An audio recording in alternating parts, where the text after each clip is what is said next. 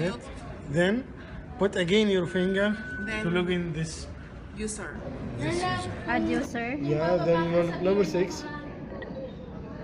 User That's ID. will take that user Automatic. will take automatic number 5. Okay. And then Okay. Now username. Any number 6 to enter username. number 6 is the enter name. How to Yeah. enter the name? Put number 6. Okay. Now you can write the name. Okay.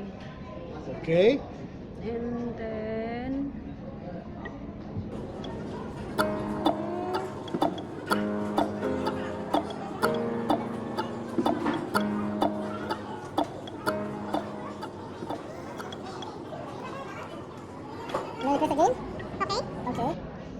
Now go to fingerprint to put fingerprint. okay. And then after that Number 6 to put fingerprint. number 6 Yeah, to to put the fingerprint. fingerprint. Yeah. Okay. Okay. Down. Can I Okay. number That's okay.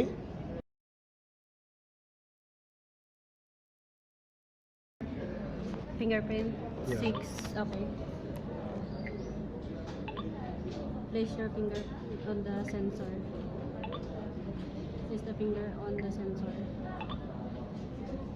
That was not good.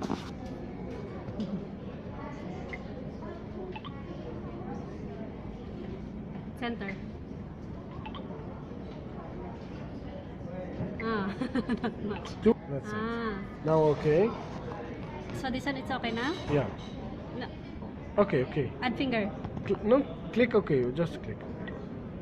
Ah, Now there is one here. Did you see? That means one fingerprint. Then okay. If you want to put pin, if PIN number is like password also? direct password. Oh, Yeah. a direct password. You can use fingerprint or pin direct. number. Okay. Okay. Now go to 8. Then pin number. Any isa? Yeah. Any numbers. 1 to 4 like that? From 1 to 4, 1 to 6. 1 to as you 6 like. it's okay. Okay. And then go down again. Now okay. Now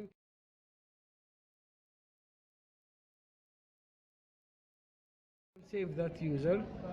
So okay. If you press OK, the user will be saved. Add this user. Add this user, okay. User registered. Damn these girls, I don't know what it is.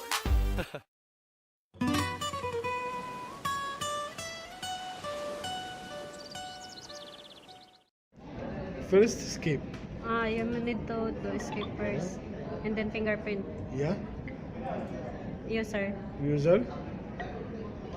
Then switch user. Or user to see all user. If you want to delete more than user. If you want to delete only one user, you can put User, user ID, or ID. username. So Yeah. it's 5 5. That's very. or 6. Oh yeah. 5. Then okay. Maybe no, it's okay. 5. Okay. And then 4. Then 4 to delete user. 4. Delete. Yes. Yes. Okay. Okay. Continue. Okay. Okay. Deleted. User